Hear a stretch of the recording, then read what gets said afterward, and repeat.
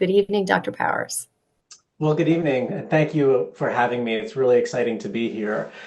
And I think this conversation is framed really well.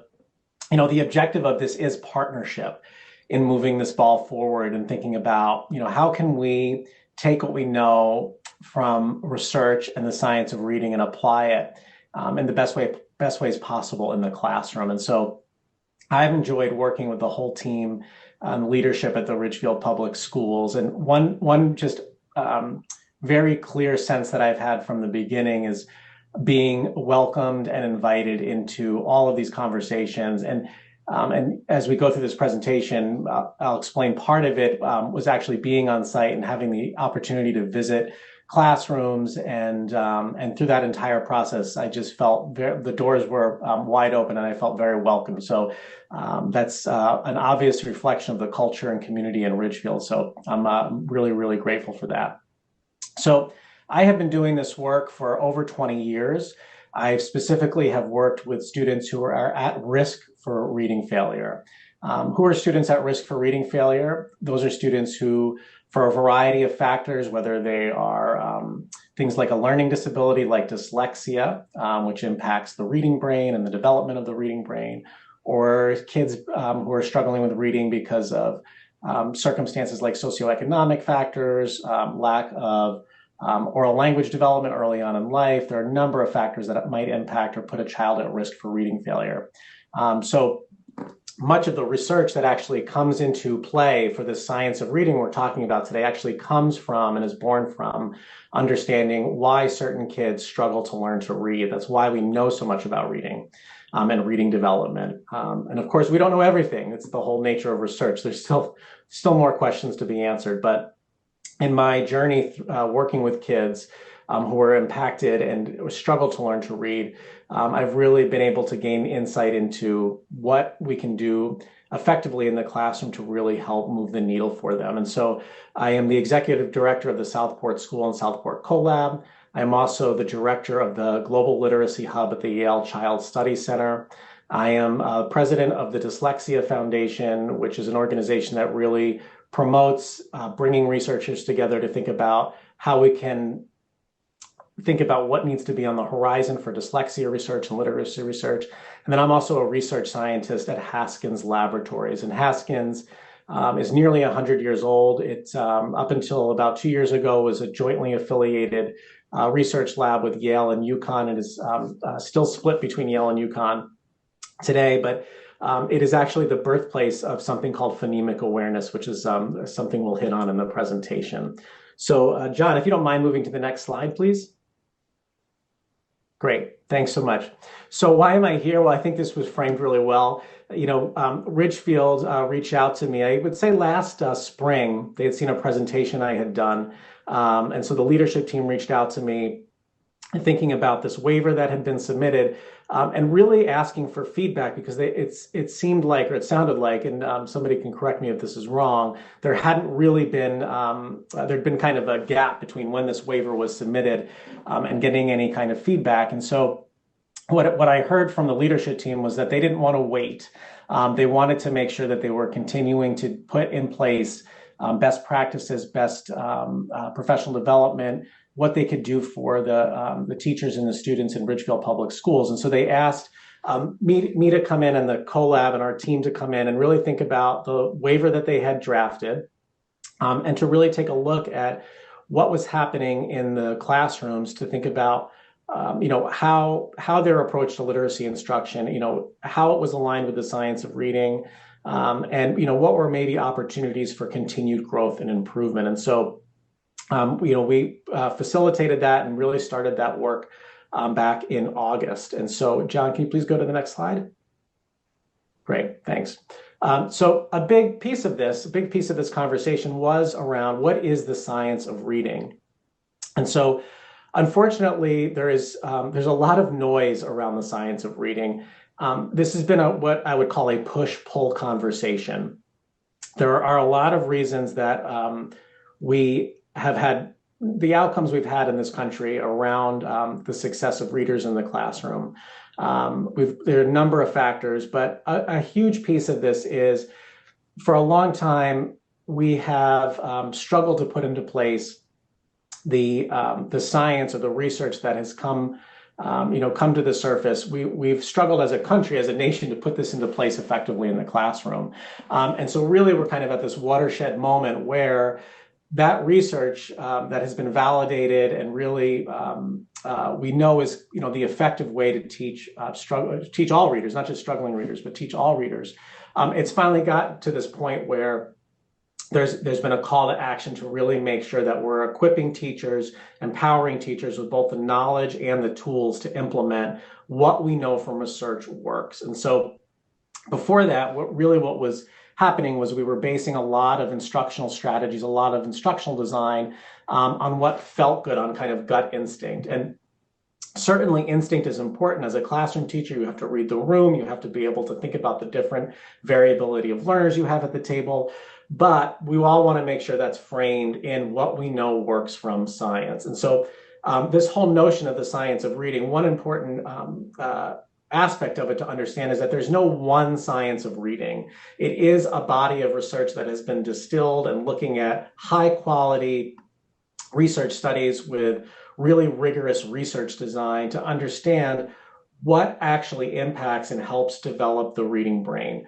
And a simple way to really think about this is that it really is bringing together multiple aspects of research. So we've got education research, which is what we primarily think about in schools. But stepping back from that, what we know from neuroscience, cognitive science, psychology, linguistics, it's really pulling together all of these different elements, all of these different research fields together. So that's a simple way to look at it. The complexity of that is that part of the reason this has been such a struggle is because not all of those elements, not all of those different pillars of research have always talked to each other. And so when we boil it down, what we really know is that reading starts really quite literally in utero. Children hearing, language from the very beginning, oral language, developing their linguistic base. These are all real precursors to developing the reading brain. And so it is a complicated process to learn to read. So next slide, please, John. So what do we know from this complicated process? Because we have to be able to get it in front of students to be able to have effective and positive outcomes.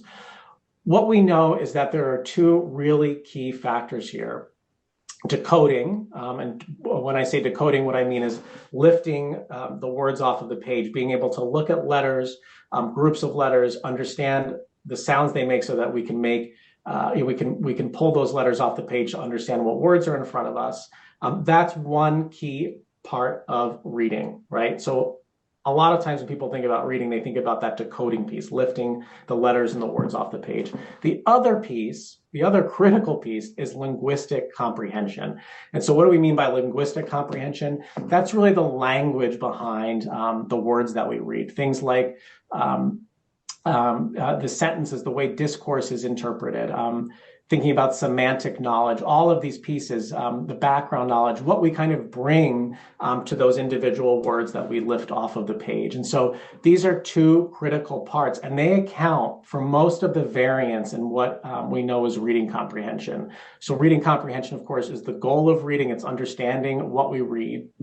And the variance is the amount, the contributing factor toward the success in that. So what we know is that decoding and linguistic comprehension are really two key factors that account for most of the variance in the outcome of reading comprehension for successful readers. So John, next slide, please. Great. So what is this based on? This decoding and these linguistics pieces. Okay.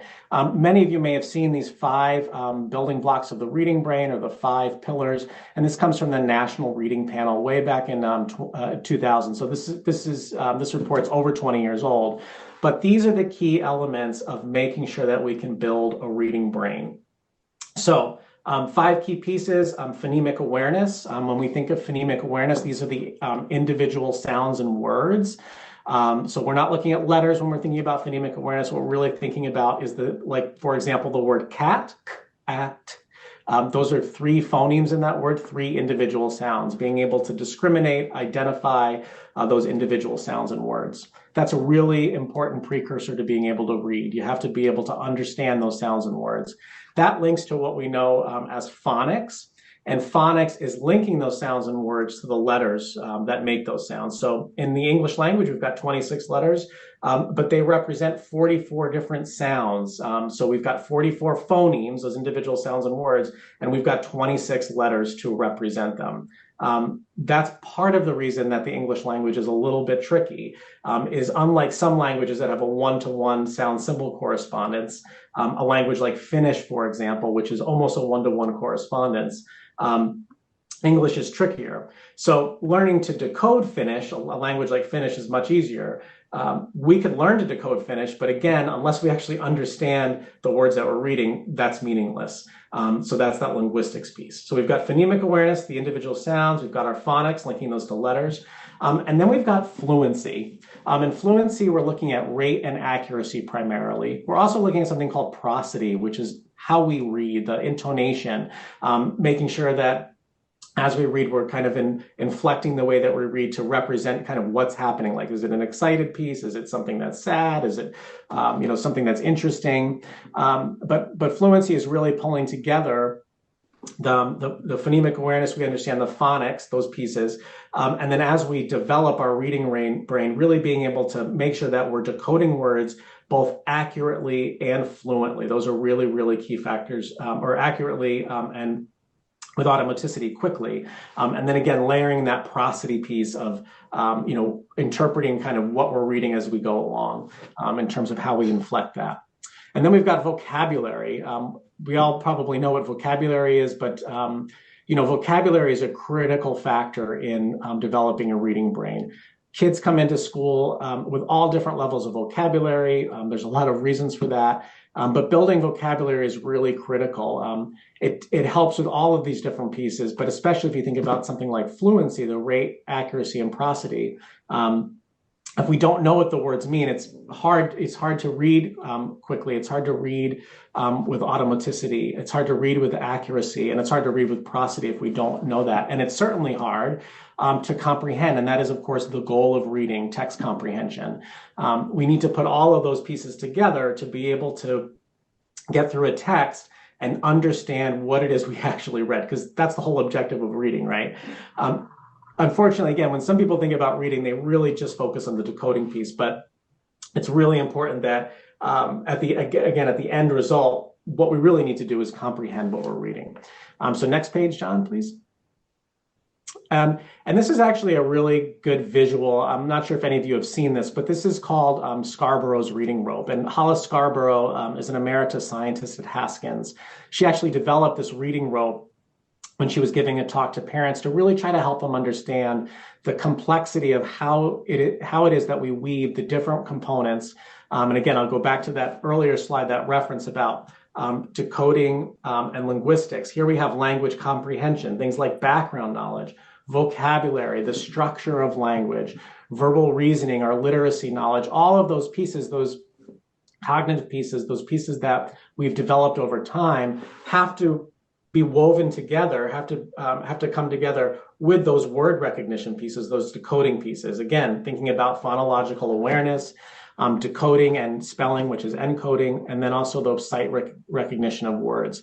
Both of those kind of strands of this rope have to be woven together, and then woven together really tightly and executed really well to be a good reader. Reading is not a natural act. We are not born to read.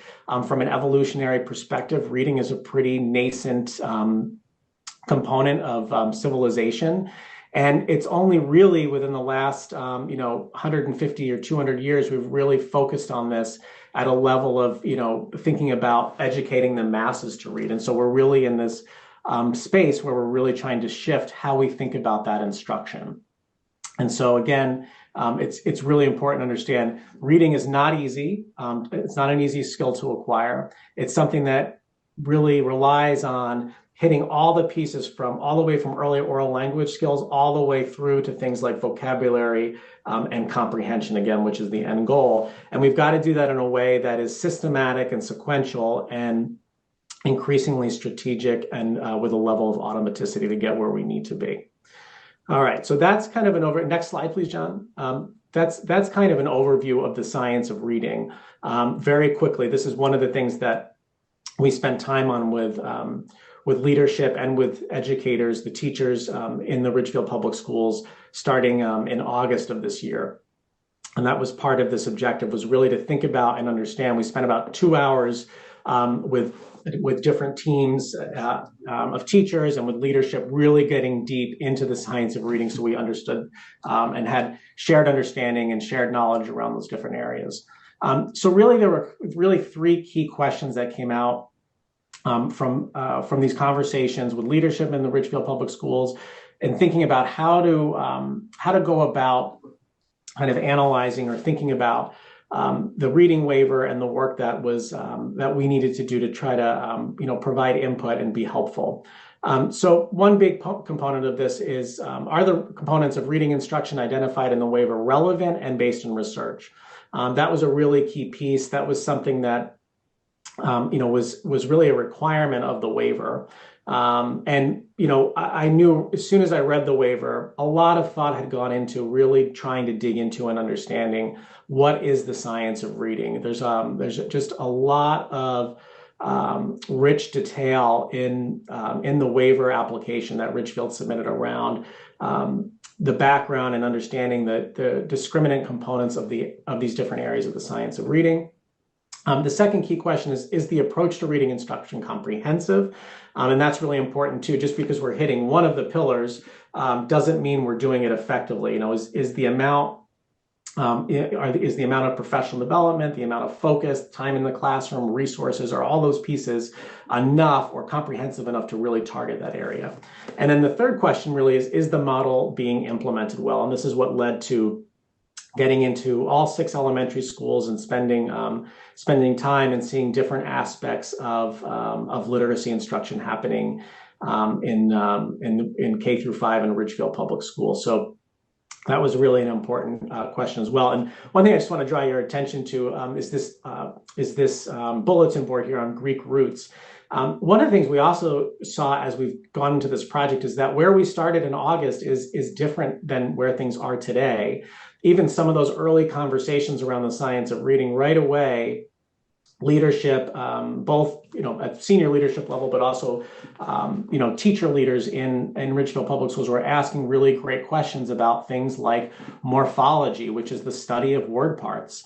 We can teach kids, vocabulary lists, but if we think about word parts, the different elements that make up our vocabulary, we can actually do this much more efficiently by teaching things like the prefix X means out. And so when we think about exiting a building, X means out. We can also think about something like exoderm. Derm is skin, X is out, right? So exoderm is the outer layer of skin. So by thinking about how we view the research and science on effective reading instruction and leveraging that to create more efficiency with something like morphology that can advance vocabulary, kind of help level the playing field for kids who might not have as much background in vocabulary versus kids who have a lot more, and then leading those things into contributing to easier time with things like decoding and impacting things like fluency. Something like morphology is a great tool that can be implemented. So going into the program, and I think it was, mid-December, I had a chance, was the last visit, and seeing this bulletin board at Barlow Mountain was just a really terrific example. And I saw things like this in the kind of populating the classrooms during my visits during the fall and early winter. So I just wanted to point that out because it's just a really great visual of some of the work that's being done. Next slide, please, John. Great. So for those of you who are not familiar with the waiver, there are 9 prompts. It's a pretty extensive document. I have it in a really big, thick binder here with all the supporting materials and resources that Ridgefield Public Schools has provided. So it really is going through and analyzing the different areas of the Right to Read Act and making sure that the district is the program that the district has created is in alignment with what the expectations are from the Right to Read Act. And again, this whole analysis was really to make sure that what Ridgefield Public Schools is doing is aligned with the science of reading and thinking about, where are opportunities to even advance that work more. Next slide, John. So after reviewing the waiver and going through all the materials that Ridgefield provided, the next step was to, as part of that, was to do some on-site workshops on the science of reading. So we got the waiver, we started digging into that.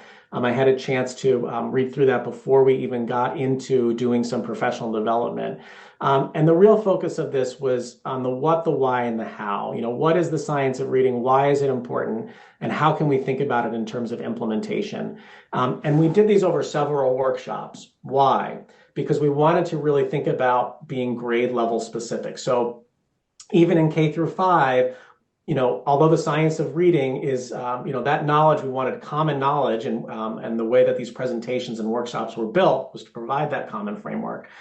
We also wanted to make sure we were targeting different areas based on the different grade levels. So for example, in K through 3, you're typically doing a lot more work with things like phonological awareness and phonics. As you go into grades 4 and 5 in elementary school, there's still some phonics and decoding work being done, but you're really shifting more into heavier into those linguistic skills. So we tailored these workshops to really, again, ground everybody in the science of reading, but also be able to differentiate based on different people's roles and for the teachers, the different age students that they're working with. Next slide, please, John. And then again, the third part were these classroom observations. So my colleague Lori Cousseau and I had a chance to go to all 6 elementary schools, and this is just an example of a schedule, getting to see all the different elements of the types of instruction that are happening around literacy instruction in Ridgefield Public Schools. So looking at phonemic awareness lessons, phonics lessons, interactive read-alouds, the Readers and Writers Workshop that are happening. So really thinking about all the way from that early language, the phonological and phonemic awareness, all the way through to reading comprehension.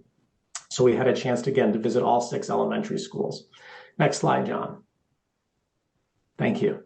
Okay, so what are some takeaways from this process of having read the waiver, gone through the materials, having a chance to do these workshops, and then really getting in and seeing the classrooms? So right now, what we're in the process of doing is really pulling these pieces together so we can come back to the leadership and really help inform areas where we can help continue to move the needle, push this down the line in an even stronger way. So again, what I will say is, first of all, just have felt incredibly welcomed. The leadership and even the building leadership that I had a chance to interact with going and doing on-site visits, everybody has not only been really welcoming, but also incredibly responsive. So when we wanted to understand if there was a curriculum or material or resource in place, and we asked to see it right away, somebody was coming back. Or if there was a schedule where we wanted to see something a little bit different when we did the observations, even if it was at the last second, again, very responsive, really flexible, and again, made us feel very, very welcomed.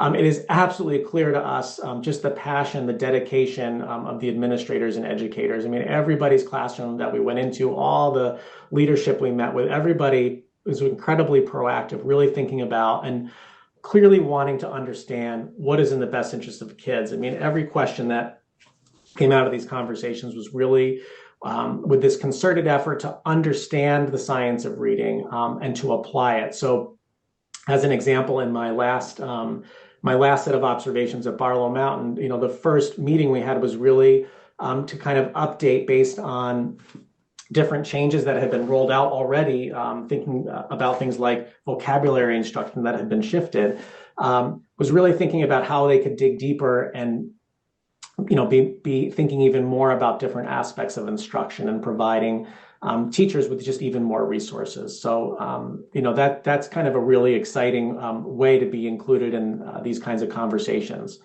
Clearly a team-based approach. Anytime I met with anybody, it was always a team-based conversation.